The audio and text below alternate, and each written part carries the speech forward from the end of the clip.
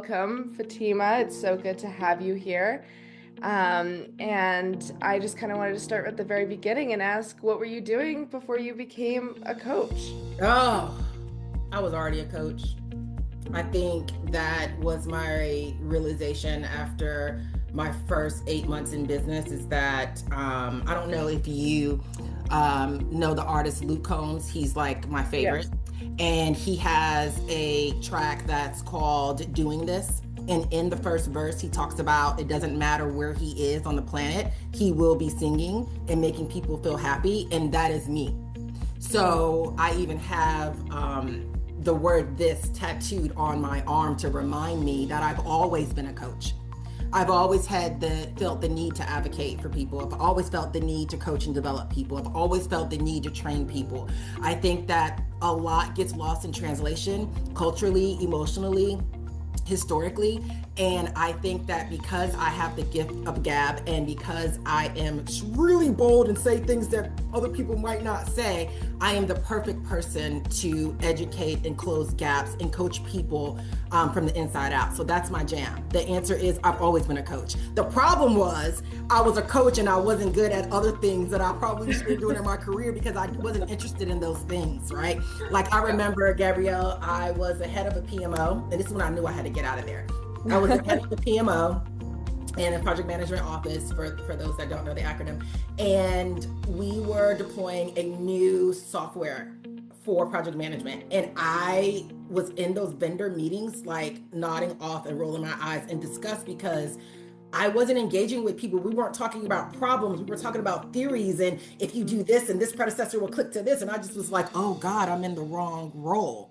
Right. And that conversation, Gabrielle, was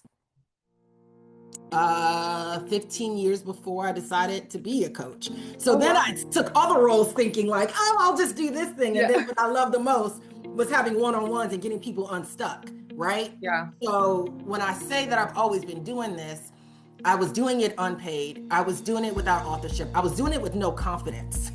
I was doing it as an imposter, thinking that I was just helping out, not realizing what my true value was and how I can turn that into actually making a living for myself and my family.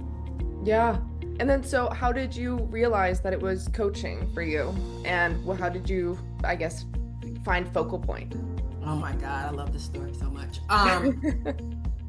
I realized it was coaching when I got to the highest level in corporate America that I could get to and realized that I was in the wrong world. I was in my 40s looking at my colleagues with desperation, like, where are we? Do we not have humanity when we're dealing with people, especially younger people, especially customers? And so it got under my skin. And so I had been looking for franchise opportunities for a decade, starting and stopping and not figuring it out. And FranChoice works really closely with Focal Point. And I did like your normal like LinkedIn discovery online, and I came across FranChoice and they put multiple options, 7 options in front of me. And the first option they gave me was Focal Point. And I said, this is too good to be true. You mean to tell me there are other people out there that do this for real and not just for like TV? Like, this is not a joke. Like, these people actually care about people. There are animated people like me out in the world that want to help people get through bad things. Holy crap. So I crashed Focal Point's regional conference in London. Before signing, I was like, hey, I'm thinking about hanging out with y'all. Can I just come? And they were like, okay. So I flew to London by myself. And yes, Gabrielle, I walked into that room and saw myself. I was taller, I was shorter, I was thicker, I was smarter, I was older, but it was all me. I said, this is the place I have to be. You mean to tell me I can build a franchise developing other people? Like, I mean, it sounds like, even when I say it out loud, I'm like, oh my God, I hope people don't think that I'm just being like extra or facetious or whatever. But like, seeing Stephen Doyle get up and talk about his experiences and Terry and having customers, it's like, this is a whole like world that I never knew about. I don't have to be nervous about being super cheesy or corny or whatever, because there are other people like that around, and I had no idea. So I knew focal point had to be my choice. So that is my focal point story. Oh my gosh, I had no idea that you flew before you became a coach. That's awesome. Yeah, I had to see it to believe it. I was like, when you're like dating a guy, but you don't know.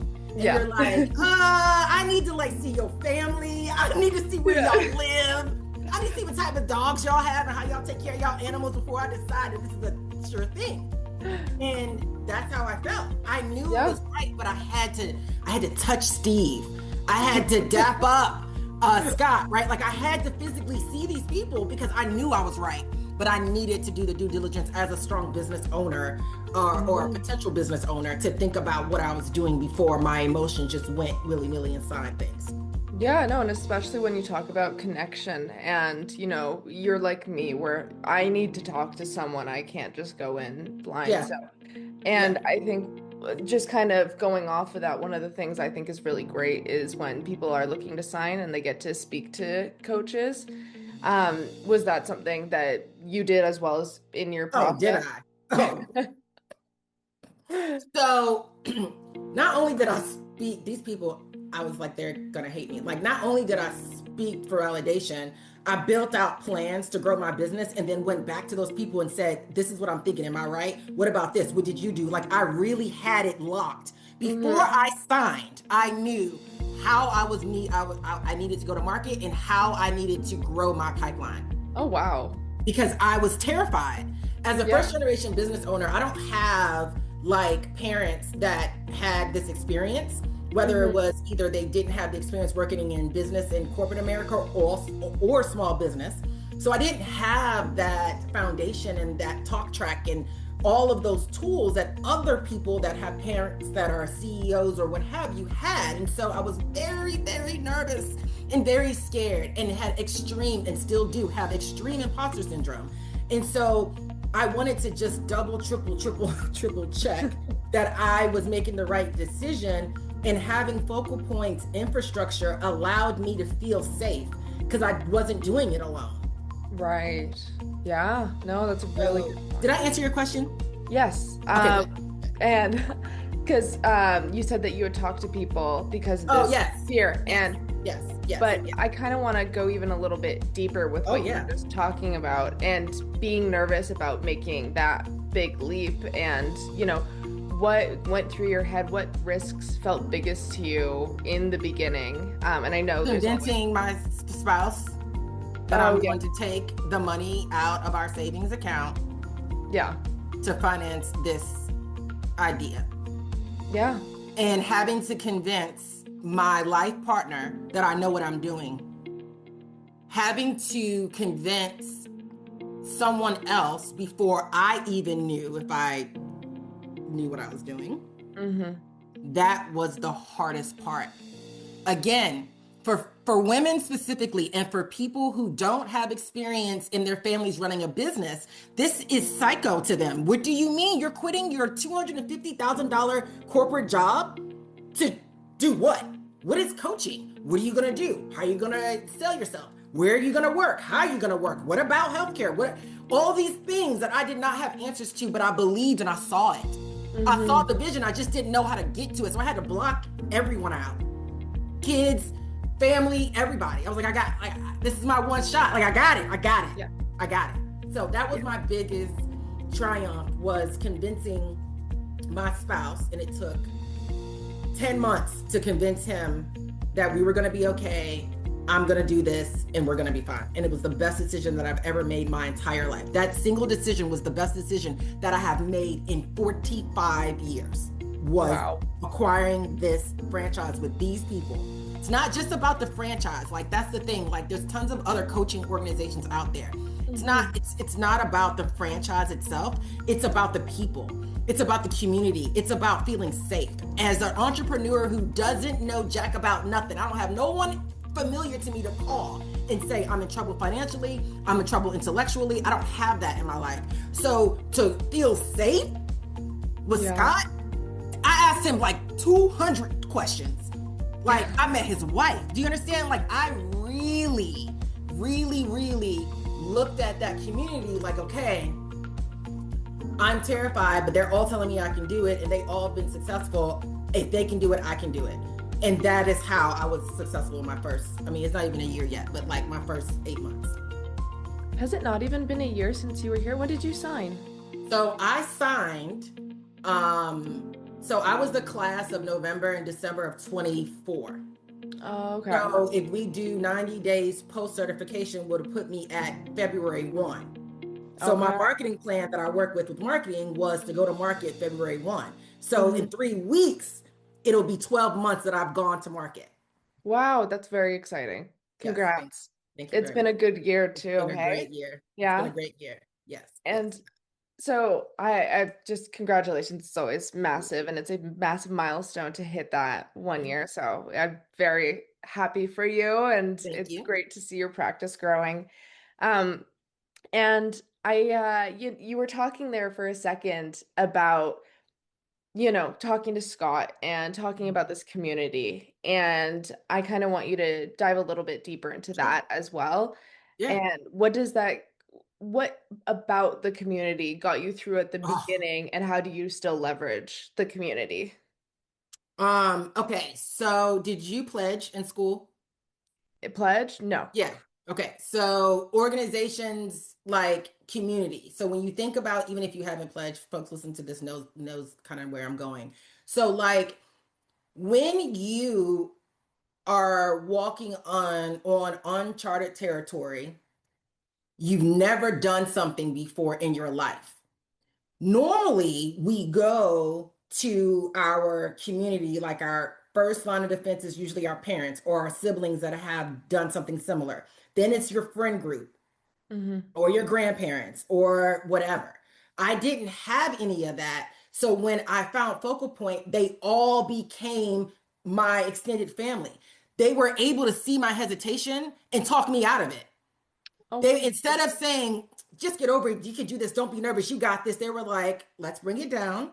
Why do you feel this way? Started coaching me using our own methodology, using our own content on me, and I didn't know at the time.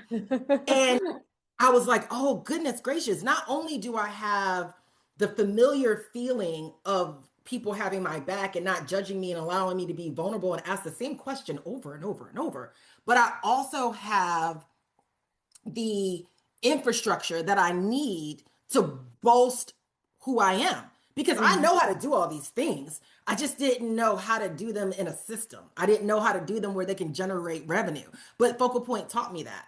So it was Yeah. like having like a mom and a dad. The structure is the dad and the warm and fuzzies is the mom, right? That's how it felt working with Trisha, working with Todd Eppert, my mentor, working with Scott, working with Trisha. Like there's zero chance I would have ever been as successful as I am if I did not meet Trisha. Yeah. I mean, I Trisha too. mean, She's she's powerhouse. phenomenal. Who doesn't want to aspire to be facilitating like Trisha? Like Oh, I know. she's amazing. She's So, phenomenal. Love but her yeah, so much. And she's very inspiring to be around. And that's one of the things that I like about the community too, is you look at your peers and you say, I do also want to be you, Like that's uplifting to be around people that you aspire to be like. yes. And there's no like what I love the most about the community. There's no like bantering or like jealousy or like no, I can't show you what I'm working on because I don't want you to steal my idea. Like there's it's like none of that, right? Yeah. And so it's like a breath of fresh air. Like, oh wow, because in corporate, you're just competing with the next person in your role. Like you're just trying to get ahead. And Focal Point is like, here's all the stuff for Yeah. you to be successful. This is exactly what I did. Just do what I did. Oh, do you want my files? Do you want my talk track? Do you want my videos? Like you're just giving me all of your intellectual property, things that you've done to remix to meet the needs of your practice. You're giving that to me. I had a Focal Point coach send Okay. me Yeah. access to their Dropbox where I got all of the like they just was like here and I was able to load it onto my desktop like I would never imagine that you couldn't go to your corporate colleague and be like, "Hey, I'm building this thing that you built 3 years ago. Could you give me a little bit?" They're going to be like, "No, you're not taking my idea from 3 years ago." No, yeah, 100%. And that's not how it is at Focal Point. And that is why I feel like I'm at the right place and I have the right support. And it feels like having a family. Hmm. Yeah, and I love that. I think that's a really great answer too. So then what would you say to someone who is looking to join Focal Point and be a part of this community, who has the fear of failing?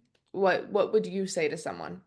Well, the reality is whether the prospect chooses Focal Point or not, they're going to still have the same fear.